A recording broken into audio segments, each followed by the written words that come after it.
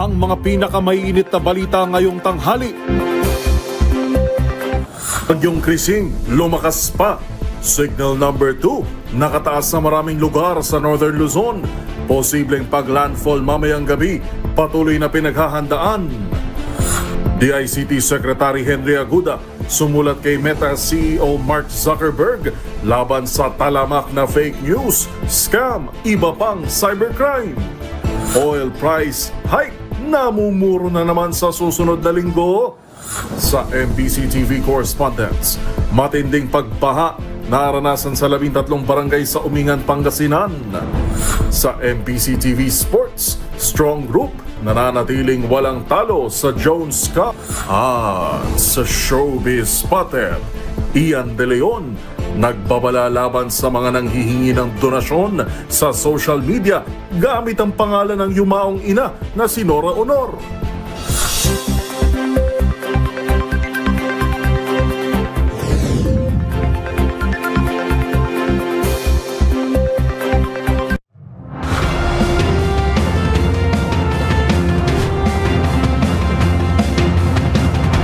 Bawat balita, makabuluhan. Bawat kwento, makapangyarihan. Boses ng Pilipino para sa Pilipino. Live mula sa MBC TV Studio. MBC TV Network News.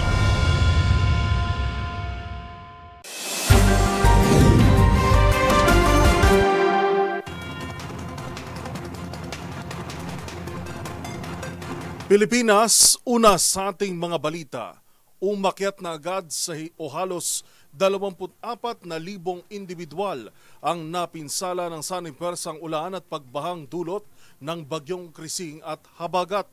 Pero ang ikinababahala ng National Disaster Risk Reduction and Management Council o NDRRMC, hindi pa kasama rito ang datos mula sa Luzon na siyang pangunahing tutumbukin ng bagyo. Una sa balitang yan, si Edniel Parosa.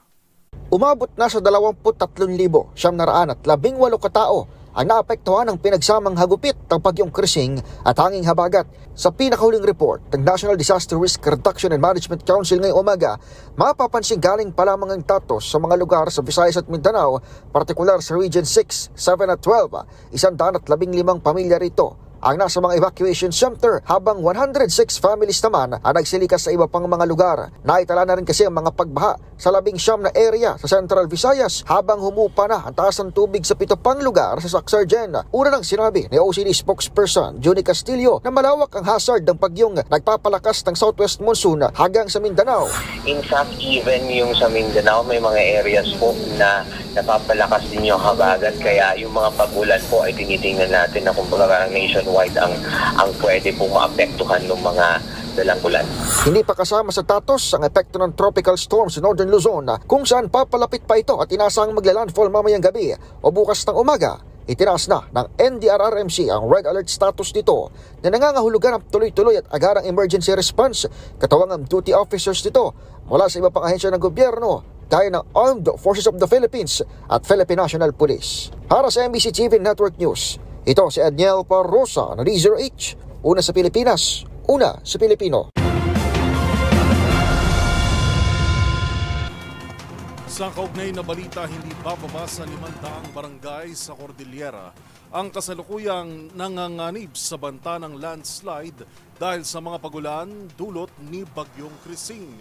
Ang mga detalye ihahatid ni Romy Gonzales. 564 na barangay sa Cordillera ang tinukoy ng Mines and Geosciences Bureau ng DNR na posible magkaroon ng landslide at bahain mula Hulyo 16 hanggang 19 ng taong kasalukuyan. Ipinalabas ng NGB Cordillera ang paabiso bilang tugon sa paparating na sama ng panahon. Ayon sa NGB, batay sa pagtaya ng pag-asa, si Krising ay tuluyan na naging ganap na tropical storm category kahapon at severe tropical storm category bago dadapo sa Hilagang Luzon ngayong araw. Dahil dito ilang mga barangay sa Cordillera Region ang patuloy na binabantayan, kabilang dito ang 210 barangay sa Abra, 79 sa Benguet, 78 sa Mountain Province, 72 sa Apayao, 50 sa Kalinga at 35 barangay sa Ifugao.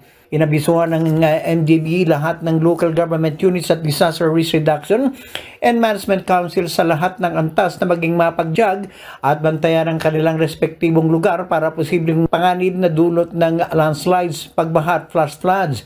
Pinapayuhan din ang mga mining companies na i-activate ang kanilang emergency response and preparedness teams at makipag-ugnayan sa mga lokal na gobyerno at komunidad sa pagpapatupad ng kanilang mga protocols para maibsan ang impact sa kapaligiran. Para sa MBC TV Network News, ito si Romy Gonzalez, una sa Pilipinas, una sa Pilipino.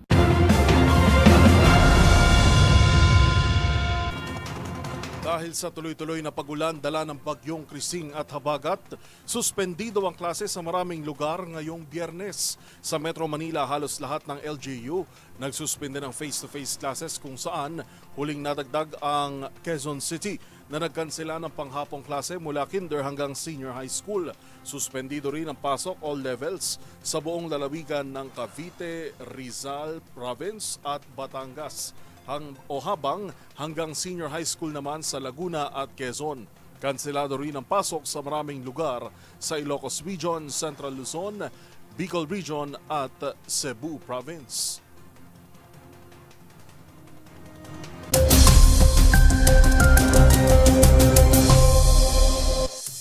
Bahagya pang lumakas si Tropical Storm Krising habang lumalapit sa Tuguegarao City, Cagayan.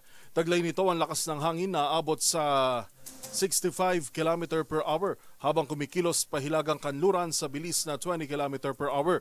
Dahil sa paglakas ni Krising, itinaas na sa wind signal number 2 ang Batanes, Cagayan, Isabela, Apayao, malaking bahagi ng Cordillera at Ilocos. Nakataas din ang signal number 1 sa nalalabing bahagi ng Cordillera, Ilocos, gayon din ang northern sections ng Aurora, Pangasinan at Nueva Ecija. Sa huling weather advisory ng Pag-asa, inasahang makararanas ng intense to torrential rains o katumbas ng higit sa 200 mm ang dami ng ulan sa Cagayan, Apayao, Ilocos Norte at Ilocos Sur, epekto ni Krising. Habang tinataya rin ang malakas na ulan sa Batanes, malaking bahagi ng Cordillera, kasama na rin ang coastal areas ng Aurora, Quirino at Nueva Vizcaya.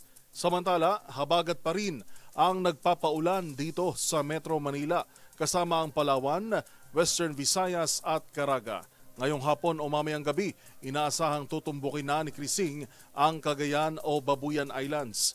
Hindi rin iniaalis ng Pag-asa na lalo pa itong lumakas bilang severe tropical storm simula bukas bago tuluyang lumabas ng Philippine Area of Responsibility bukas ng hapon.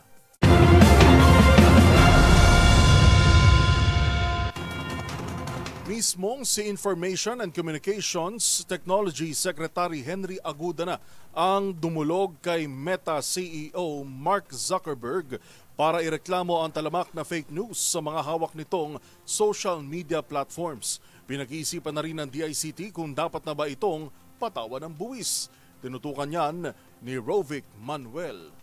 Formal na sumulat si Department of Information and Communications Technology o DICT Secretary Henry Aguda kay Meta Chief Executive Officer Mark Zuckerberg upang ipahayag ang pagkadismaya ng pamahalaan sa kawalang aksyon nito sa pagtatanggal ng fake news na laganap sa kanilang online platform. Ilan na nga rito ay ang mga deep fake videos, mapanirang post na tumatarget sa mga opisyal ng pamahalaan at peking mga balita tungkol sa lockdown dahil sa MPOX. Sa panayam ng DZRH kay Secretary Aguda, sinabi nito na direkta na umano siyang sumulat kalakip ang mga hinaing na ito ng bansa sa naturang platform. Nagsabi tayo ng mga hinaing natin sa platform nila. So ilinatag po natin, fact-based po yun.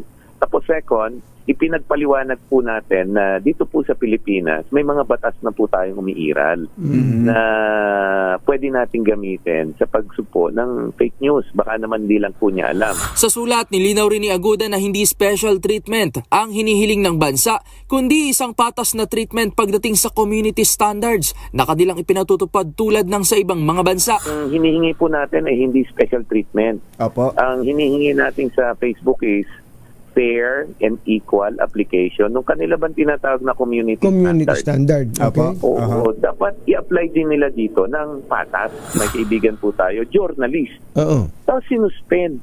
Tapos ang nakalagay lang sa kanya, you violated our community standard. Tapos sa akin, journalist to eh. Oo. Bakit ito yung masususpend? Yung obvious na opinion yung mga nakalagay doon. May mga ganun ba na parang hindi patas? Yung mga trolls na mamayagpag, yung journalist masususpend. Dagdag pa nito, kung masusunod lang aniya ng Meta ang kanilang algorithm, ay hindi lang fake news ang matitigil, kundi pati na rin ang recruitment ng scams at illegal gambling na malinaw na banta sa seguridad at public order ng Pilipinas. Samantala, isa rin sa binanggit ni Aguda ay ang laki ng perang kinikita ng Facebook sa mga Pinoy kada taon na may average na $17 per user, kung saan mayroong halos 100 milyong Facebook user sa Pilipinas. Si Facebook po kumikita ng average po mga $17 to $18 per tao dito sa Pilipinas. Ang laki. Kaugnay nito, isa ring pinupuntirian ng DICT ngayon, katuwang ang Bureau of Internal Revenue o BIR, ay ang paniningil na ng tax sa Meta. Ayon kay Aguda, dapat umano na nagbabayad ng buwis ang isang kumpanya sa isang lugar o bansa kung saan ito kumikita. Sabi nila, bakit hindi kayo nagbabayad ng tax? Ang sabi kasi nila, no, we do not earn in the Philippines. We earn from the Philippines. Pag tinagalog nyo pa yon, pareho lang yun eh. Ito po Tagalog niyan. Hindi po kami kumikita sa Pilipinas. Pinagkakakitaan lang namin. Samantala, matatandaan na makailang ulit na rin nakipag-ugnayan ng pamahalaan sa Meta. Kalakip ang mga detalyadong ulat at ebidensya sa mga issue. Ngunit bigo pa rin ito na umaksyon ng tama at maagap. Sa ngayon, hinihintay na lamang ni Secretary Aguda ang magiging sagot ng Meta CEO sa ipinadalang formal na sulat dito. Para sa MBC TV Network News, ito si Rovic Manuel ng DZRH TV. Una sa Pilipinas, una sa Pilipino.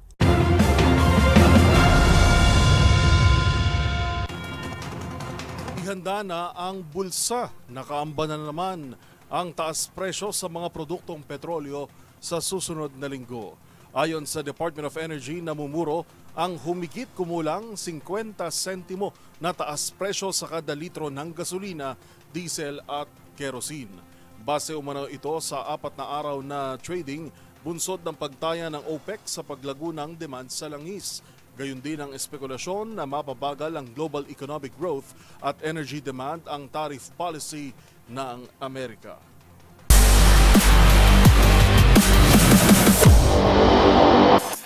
Sa mundo ng basketball, nagpapatuloy ang win streak ng Strong Group Athletics sa 2025 Jones Cup sa Taiwan matapos talunin ang kupunan mula Chinese Taipei. Ito na ang ikalimang sunod na panalo ng Philippine representatives sa naturang kompetisyon sa pangunguna ni Tajuan Aji.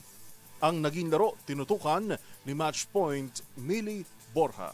Pinatunayan ng Strong Group Athletics ang kanilang lakas matapos lampasuhin ng Chinese Taipei White with 107-75 final score para makuha ang ikalimang panalo nito sa 2025 Jones Cup sa Taiwan. Matapos ang 25-17 na lamang sa unang quarter, mas lumakas pa ang opensiba ng SGA sa second quarter sa pamamagitan ng 36 points, habang nilimitahan ang kalaban sa 16 points lamang para makuha ang 61-33 na kalamangan pagpasok ng halftime. Pinangunahan ni Tajuan Agi ang opensiba ng Pilipinas sa kanyang 25 points kung saan na-shoot nito ang 10 sa 12 field goal attempts. Nag-ambag din sina Ian Miller at Javi Gomez Deliano ng 13 at 12 points. Sunod na makakalaban ng Pilipinas ang Malaysia ngayong Biyernes. Para sa MBC TV Network News, ito si Millie Borja ng DZRH TV, una sa Pilipinas, una sa Pilipino.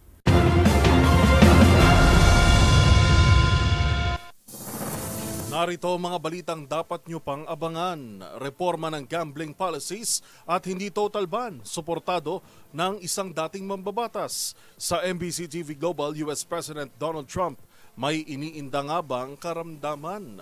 At sa showbiz spotted Ian De Leon, may babala sa mga gumagamit sa kanyang namayapang ina na si Nora Honor para mang-scam. Lahat ng yan at marami pang iba sa pagbabalik ng MBC TV Network News.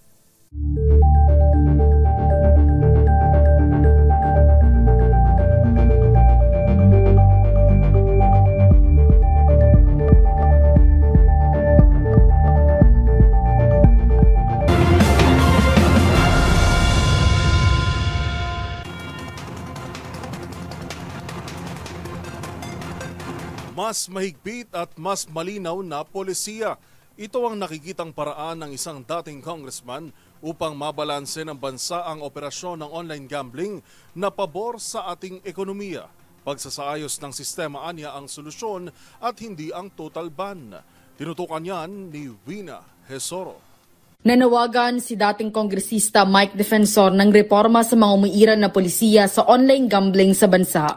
Sa panayam ng DZRH News kay Defensor, sinabi nito na kinakailangan ang maayos at malinaw na regulasyon sa online gambling industry upang maprotektahan ang publiko, mapalakas ang legal na operasyon at masawata ang paglaganap ng mga illegal na gambling sites. Gate nga ang mga legal na kumpanya ay sumusunod sa Know Your Customer o KYC policy, may malinaw na age verification at may limitasyon sa perang maaaring ipasok sa laro, habang ang mga illegal na site naman ay walang ganitong kontrol, dahilan kung bakit kahit kabataan ay nakakapasok at nalululong. Ipinaliwanag din ni Defensor na malaki ang naitutulong ng online gambling industry sa ekonomiya dahil halos 50,000 na katao ang kasalukuyang may trabaho sa legal na sektor gaya ng IT professionals, cybersecurity experts at mga administrative staff. Ngayong pangalawa nga na meron kang legal, 60% na ang illegal.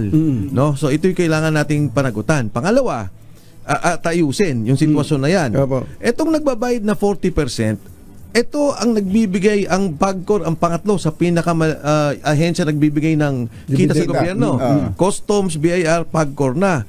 Isipin nyo, ang binibigay niya almost 80 billion contribution to the national government. Mariin din niyang tinutulan ang panukalang total ban sa online gambling dahil hindi umano ito ang solusyon kundi ang ayusin lamang ang sistema. Sa ngayon, patuloy ang pag-uusap sa pagitan ng mga online gaming operators at mga ahensya ng pamahalaan tulad ng PAGCOR para sa mas malinaw na regulasyon at responsableng paglalaro. Doon sa mga regulasyon, sa UK nga nabanggit ko, pwede mong regulation every day, 1 hour a day ako, ihinto na. O pagka may natalo ka na, ganito, ihinto ka na ng casino. Automatic, pwede ho yan.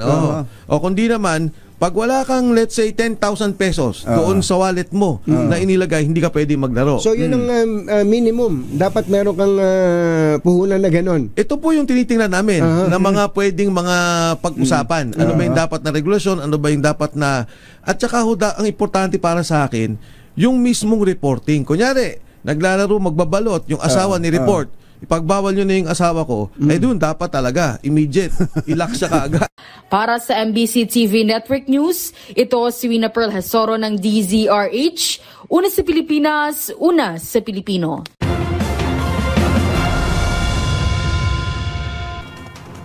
Sa balitang probinsya, agad nag-viral sa social media ang bagsak na resulta ng spelling quiz ng mga senior high school student sa isang paaralan sa Northern Samar. Ang tanong tuloy ng mga netizen, isa ba itong prank? Ang isyong yan tinutukan ni Jane Galit Bantayan. Umani naman ang iba't ibang reaksyon ang napost sa isang guro na kilala sa kanyang Facebook account na sinilbugsok sa resulta ng spelling quiz sa kanyang mga estudyante na nasa senior high school na. Makikitang bagsak ang mga ito sa spelling. Ayon sa nasabing guro, alarming ang sitwasyon gayong nasa senior high school na ang mga ito. Awat pagkadismay naman ang naramdaman ng ilan kung kaya't mas mainam daw ibalik muli ang spelling booklet at muling sanayin ng mga bata sa spelling simula pa lamang sa elementary na katulad ng pagtuturo ng mga nagdaang dekada.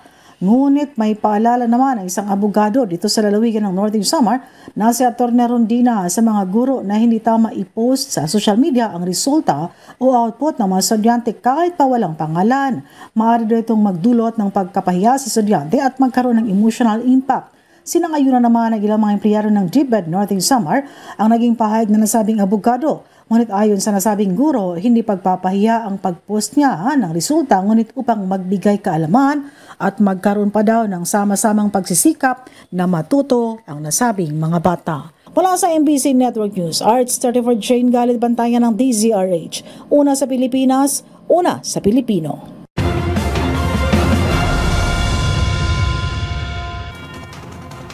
Naasahan naman na magiging makulay at masigla ang balitaktakan ng 20th Congress sa pagdating hindi lang ng young guns kundi pati na rin ng mga binansagang hotshots, ang mga anak at manok ng mga batikang mambabatas. Kilalanin sila sa report ni Milky Regunan. Puro mga anak ng mga politiko ang binansagang hotshot sa Kamara ngayong 20th Congress. Sila ay sinatingog Party List Representative Andrew Julian Romualdez, anak ni House Speaker Martin Romualdez, Negros Occidental Representative J.V. Benitez, anak ni Bacolod Representative Albi Benitez, FPJ Panday Bayanihan Party List Representative Brian Poe, anak ni Senator Grace Poe, at Batangas Representative Ryan Recto, anak ni Finance Secretary Ralph Recto, at Batangas Governor Vilma Santos Recto. Ayon kay La Union Representative Paulo Ortega V, isa sa mga miyembro ng Young Guns, taglay ng hotshots ang kakaibang charm dala ng kanilang kabataan. Sabi ni Ortega, makadaragdag ito sa mas masiglang interaction sa pagbubukas ng 20th Congress. Pero hindi nagpadaig si Ortega kung mas pogi daw ang hotshots, malakas naman daw ang appeal ng Young Guns. Pogi yung mga bata, ang gagandang lalaki. Medyo, pero mahalata mo rin na actually ang babait nila, saka nag-i-engage talaga sila Parang marami na rin silang plano, not as a group, pero individually, parang kinausap naman nila yung mga ibang Young Guns, kinausap nila kami. Parang marami silang gustong isulong, sabi ko. Pero sabi ko dun sa mga kasama namin, sabi ko parang mas pogi itong mga to sa atin, sabi ko. Di bale, sabi ko, mas malakas naman yung appeal natin. Sabi. Dagdag pa ni Ortega, nakausap niya ang ilan sa mga ito at kahit mga neophyte congressmen, marami silang gustong isulong na panukalang batas bukod sa planong aktibong partisipasyon sa Kamara ngayong 20th Congress. Para sa MBC TV Network News, ako si Milky Regunan, una sa Pilipinas, una sa Pilipino.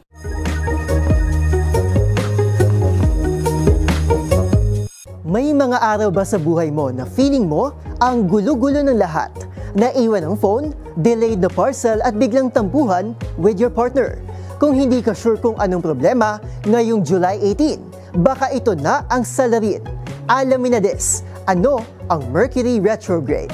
Ang Mercury Retrograde ay tumutukoy sa tila pabalik na paggalaw ng mga planeta sa ating kalangitan. Ito'y kahit pa isang direksyon lang naman ang iniikot ng mga planeta sa araw.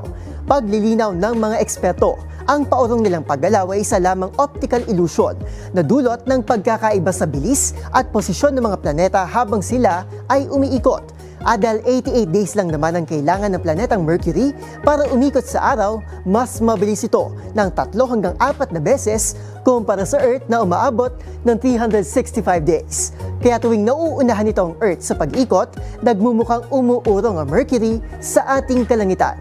Paalala naman ng mga astrologists, mag-ingat sa panahon ng Mercury retrograde dahil ito ang madalas na itinuturong salarin ng miscommunication. Sa work man yan o sa love life. Tandaan, mas makulay ang mundo kung alam mong hiwaga sa pag-ikot nito. Ako po si Arnold, nagpapaalalang sa kaalaman ay walang labis, magsiliksik para siguradong alam na des.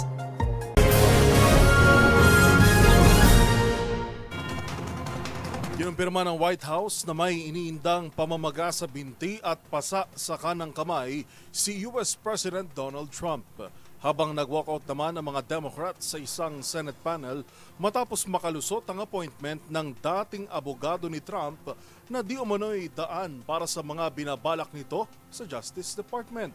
Ang mga balita mula sa Estados Unidos tinutukan sa Global Headlines Report ni James Galange.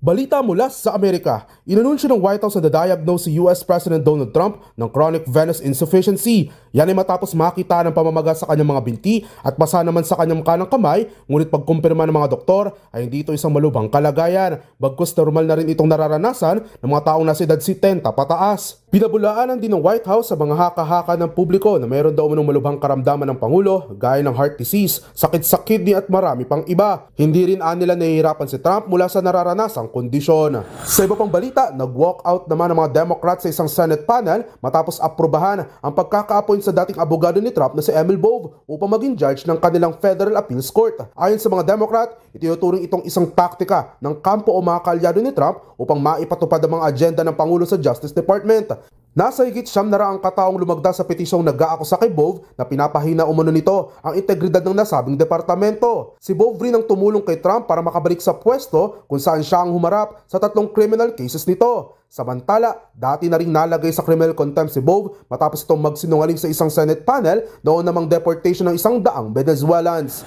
At yan naman nakalap nating balita mula sa iba't ibang panig ng mundo. Para sa MBC TV Network News, ito si James Galangin ng DZRH TV, una sa Pilipinas, una sa Pilipino.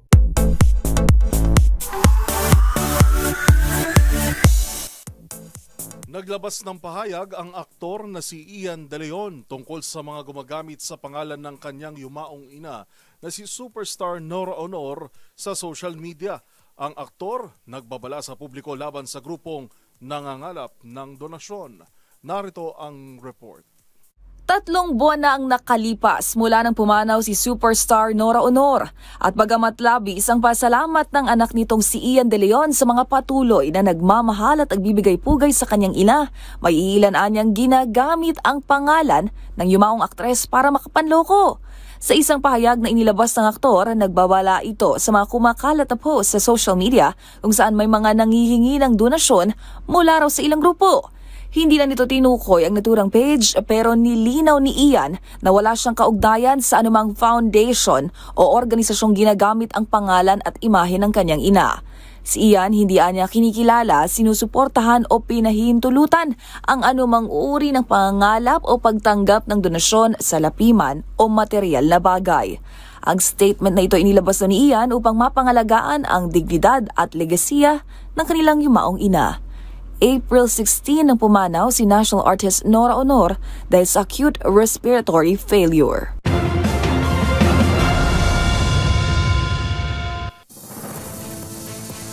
Abangan sa aming pagbabalik sa Showbiz Spotted, Pretty Little Baby hitmaker na si Connie Francis pumanaw na.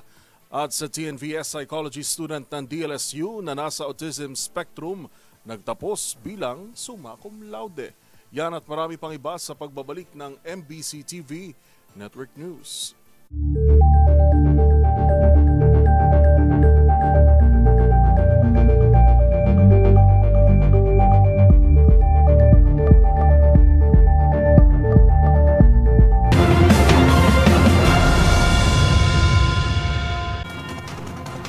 Sa pagpapatuloy ng ating balitaan, marapat lamang umano na ipagkaloob sa barangay health workers ang mga karagdagang benepisyo sa harap ng kanilang hindi matatawarang serbisyo, lalo na noong kasagsagan ng COVID-19 pandemic. Git pa ng isang senador, hindi lang dapat sila tingnan bilang volunteers na hindi nangangailangan ng benepisyo at job security. Ang detalye ng panukala tinutukan ni Raymond Dadpaas. Malaking papel ang ginagampanan ng mga barangay health workers sa bansa kaya dapat lamang na kilalanin ang kanilang serbisyo. Ito ang deklarasyon ni Senador Christopher Bongo kasunod ng inihain nitong Senate Bill No. 412 o ang Magna Carta for Barangay Health Workers o BHWs. Sabi ni Gonasian Chairperson ng Senate Committee on Health sa 19th Congress, ang mga BHWs ang nagsisilbing frontliner sa delivery ng primary healthcare services sa mga barangay, kaya dapat lamang na mabigyan sila ng karampatang benepisyo. Napatunayan ang serbisyo at sakripisyo ng mga BHWs noong panahon ng pandemya. Sa kabila nito ay mga volunteers lamang ang turing sa kanila at walang maayos na benepisyo at security of tenure. Sa panukala ni Senator Go, kabilang sa mga benepisyo ng mga BHWs ay ang buwan ng honorarium na 3,000 pesos hanggang 5,000 pesos. Hiwalay pa ang transportation at subsistence allowance, hazard pay, insurance coverage, health emergency allowance sa panahon ng national health emergency. December cash gift na katumbas ng 1 buwan na honorarium at one-time service recognition incentive para sa mga nakapagserbisyo na ng 15 taon. Para naman sa professionalization ng mga BHWs ay kailangan magtakda ang Department of Health at mga local government unit ng registration at certification standards para sa kanila. Kailangan sumailalim sila sa orientation at training bago bigyan ng certification kapag nakapagserbisyo na ng 2 taon. Ang Magna Carta for BHWs ay naprobahan na sa nakalipas na Kongreso, ngunit hindi ito naging batas dahil hindi nagkaroon ng bicameral conference upang pagtugmay ng magkaibang bersyon ng Kamara de Representantes at Senado. Para sa MBC TV Network News, ito si Raymond Dadpas ng DZRH, una sa Pilipinas, una sa Pilipino.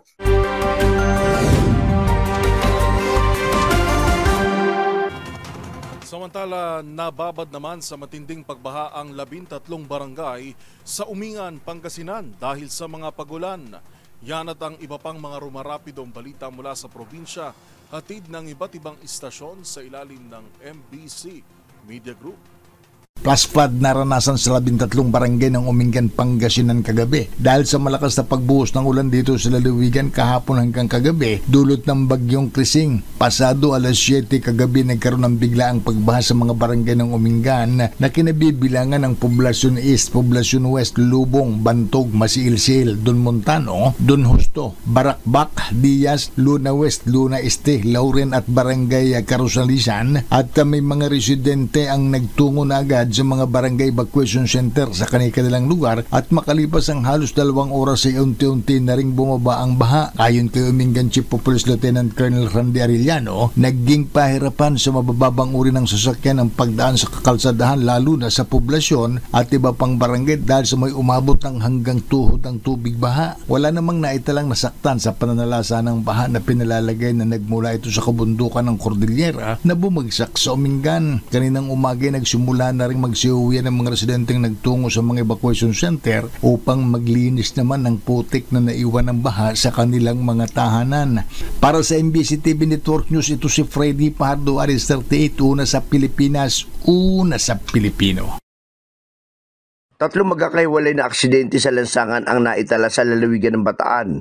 Unang insidente, gabi, sa Barangay Gugu, Samal, bumangga sa bangketa ang isang motorsiklo matapos hindi mapansin ng rider ang butas sa karsada. Kinilala ang biktimang si Mark Jason Jacobo, 27 anyos na nagtamo ng mga sugat at dinala sa Orani District Hospital. Ikalawa sa Barangay Kataning, Hermosa, nagbanggaan ang 2 motorsiklo matapos subukang tumawid ng isa sa kabilang linya. 3 katao ang nasugatan at isinugod sa JC Payumo Memorial Hospital. Pangatlo sa Barangay Kapitangan, Abukay, sumalpok ang isang motorsiklo sa likurang bahagi ng ambulansyang biglang huminto. Nasugatan ang rider na si Rogelio Jr. Reynosa 34 at parehong sasakyan ay nagtamo ng pinsala. Paalaala ng mga otoridad, laging mag-iingat sa daan upang makaiwas sa disgrasya. Para sa MBC TV Network News, Danny Kumilang, RH37, una sa Pilipinas, una sa Pilipino. Timbog naman ng otoridad ay isang 46 na taong gulang na lalaki sa kasong Violence Against Women under Children Act. Ayon sa report ng PNP, listado ito bilang wanted ng PNP Katarman at matagumpay na nahuli ng pinagsalib na pwersa ng Katarman Municipal Police Station at ito Fort Manuver Company ng Regional Mobile First Battalion. Doon na ito natimbog sa Barangay Luok, Bayan ng Alin. Ang nasabing akusado, kinilala sa kanyang alias na si Madchenta, self-employed at residente ng Barangay Dalakit, Katarman. Inaresto ito sa bisa ng warrant of arrest dahil sa paglabag sa Section 5 ng Republic Act 9262 o Anti-Violence Against Women under Children Act of 2004 na tumutukoy sa pisikal na pananakit sa isang babae o bata. Ang nasabing warrant ay nilabas ng Regional Trial Court Branch 19 Katarman Northern Samar noong July 10 ngayong taon at ang korte may nilagak na piyasa na nagkakahalaga ng 108,000 pesos para sa pansamantalang kalayaan na nasabing akusado. Matapos ang pagkakaristo, agad itong dinala sa impilan ng Katarman Municipal Police Station para sa dokumentasyon bago ito ilipat sa korte na may jurisdiksyon sa nasabing kaso.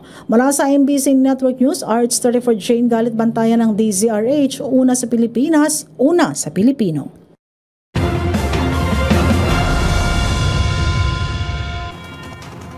Namang bibida sa entablado ang mayamang himig at gininto ang tinig ng Pinoy sa paparating na linggo ng musikang Pilipino.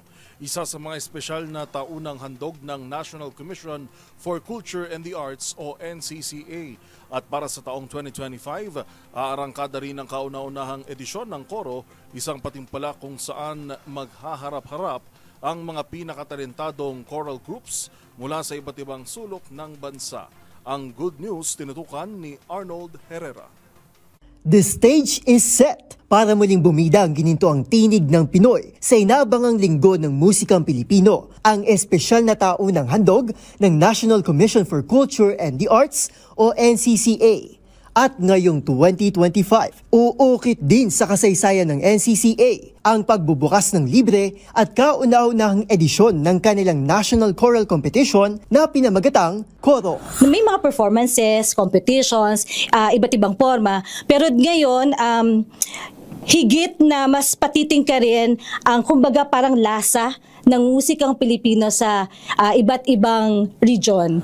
Magtatagisan sa Agosto ang dalawang finalists sa bawat clusters mula Luzon, Visayas, Mindanao at National Capital Region. Tampok din dito ang SUDI National Music Awards na kumikilala sa mga musikerong Pinoy mula sa iba't ibang henerasyon at genre na humakot ng mga parangal sa loob at labas ng bansa. Habang 17 composers naman ang paparangalan sa NCCA Composition Prize. Sa kanilang media tour, nag-alay din ng patikim ang 2024 ani ng Dangal Awardee, Los Cantantes de Manila, sa mga lasa ng original Filipino music na dapat abangan sa Koro Finale sa August 2. Kasama riyan ng OPM Classic na Para Sa Akin ni City. Hayaan na lang tumibo ang puso mo, ang puso mo. Para sa akin, tum tum tum tum. At ang Noipi ni ex-River Maya vocalist, Bamboo.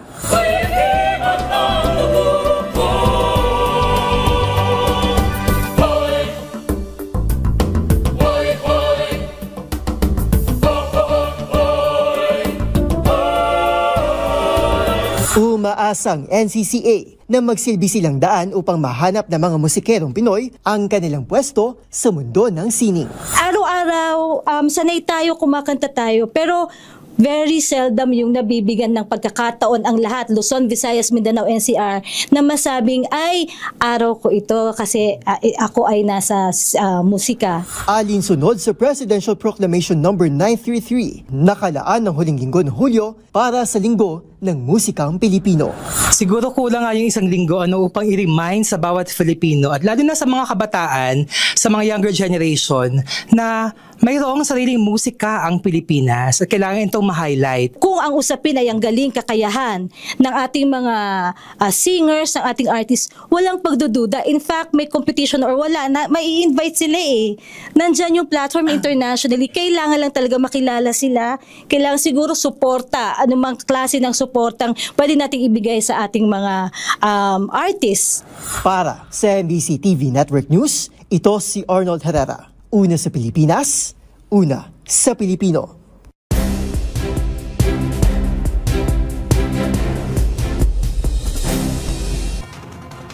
Hindi naging hadlang para sa new college graduate na ito mula sa De La Salle University ang makapagtapos ng pag-aaral sa kabila ng kanyang espesyal na kondisyon. Ang graduate kasi may autism at ang mas nakakabilib ay nagawa pa nitong masungkit ang pinakamataas na karangalan.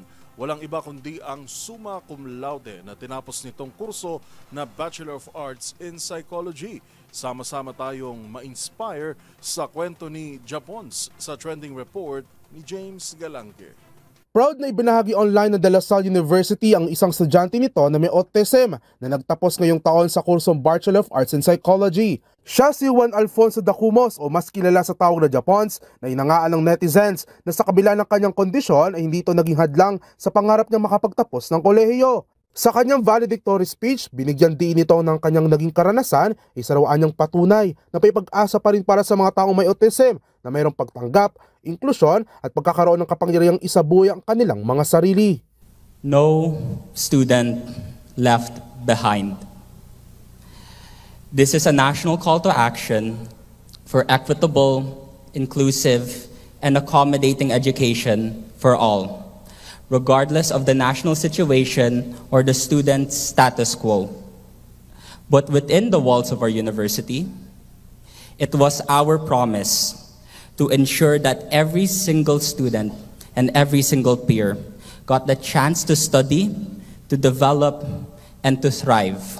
Yan ang mensahe ni Japon sa kasalukuyang mentalidad ng lipunan na para sa kanya ay may mga naniniwala pa rin na hindi magtatagumpay sa buhay ang mga taong may kapareho nitong kondisyon. Samantala, ayon naman sa paaralan, nang dahil din sa tulong ng kanyang mga kamag-aral ay mas lalong nag-develop pa umano ang confidence ni Japon kaysa maging hadlang sa kanyang pag-aaral. Teenager pa lamang si Japon nang ma-diagnose siya ng autism kung kaya't sa murang edad ay naranasan nitong makot siya at masabihan ng hindi magaganda.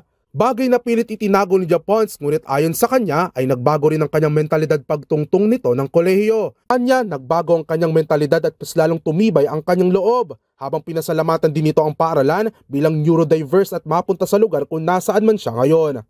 Umaasa naman si Japon sa pamamagitan ng kanyang nakamit ay maging mensahe sa lahat na maging mabuti ang lipunan sa mga taong katulad niya. Para sa DZRH TV, ito si James Galange, una sa Pilipinas, una sa Pilipino.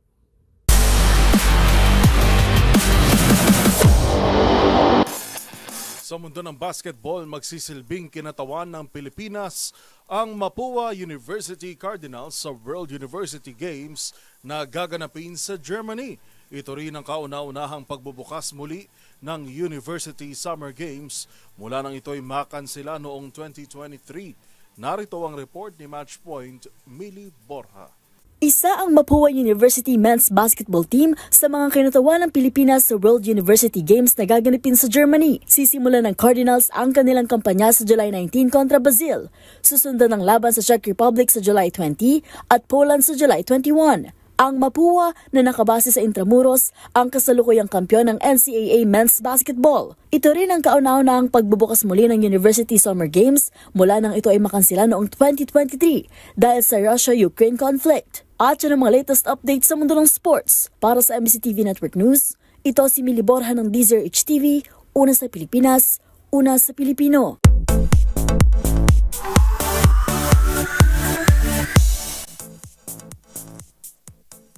Ikinalungkot naman ng maraming netizens na na-LSS sa 1962 song na Pretty Little Baby ang pagpanaw ng veteran singer na si Connie Francis. Ang kantang yan kasi muling sumikat sa online world makalipas ang higit 6 na dekada. Eto, at balikan ang pasasalamat ng mga awit ng mabalitaang tinatangkilik hanggang sa kasalukuyang henerasyon ang kanyang pinasikat na kanta. Pumanaw na ang American singer na si Connie Francis. Siya ang umawit na ngayon viral hit sa TikTok na Pretty Little Baby. Pretty little baby, pretty little baby. Ang kantang yan ilabas pa noong 1962 at makalipas ang higit 60 dekada ay muling sumikat sa online world. Ang pagpanaw ng mga awit kinumpirma ni Ron Roberts, kanyang kaibigan at presidente ng Conchetta Records music label na pag-aari ni Francis. Magunita na noong nakaraang buwan, napaulat na ospital ito upang sumailalim sa ilang pagsusuri dahil niya sa naranasang extreme pain. Last June nga lang nagpasalamat pa ito sa muling pagsikat ng kanyang kanta. To think that a song I recorded 63 years ago is captivating new generations of audiences, truly overwhelming for me. Thank you, TikTok. Habang sa isa pa nitong post ay kanyang nilip-sync ang viral song.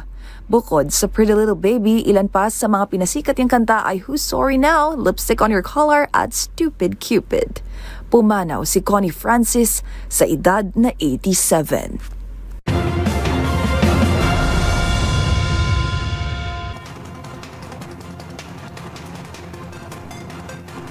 At yan ang mga nakalap naming balita ngayong araw ng Biyernes. Sa ngalan po ni Karen Oyong, ito si Yuel Reyes. Magkita-kita na muli tayo sa araw ng Lunes para sa mga kwentong makabuluhan, mga kwentong makapangyarihan. Hatid pa rin ang boses ng Pilipino para sa Pilipino.